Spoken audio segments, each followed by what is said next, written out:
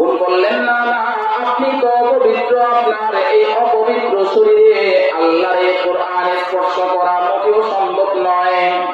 যদি আপনি এই কাগজটা আপনি স্পর্শ করতে চান, তাহলে আপনাকে গোসল করে পবিত্র হওয়া লাগবে, এরপরে আপনি কোরআনের এই পাতাটা, এই কাগজটা আপনি স্পর্শ করতে পারবেন।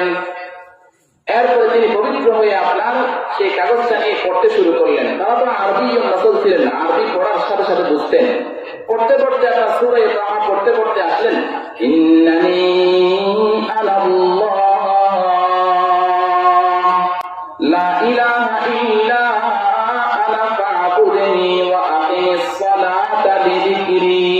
এই আয়াত পর্যন্ত আসার পরে ওমরের মাঝে ভিন্ন একটা পরিবর্তন চলে আসলো।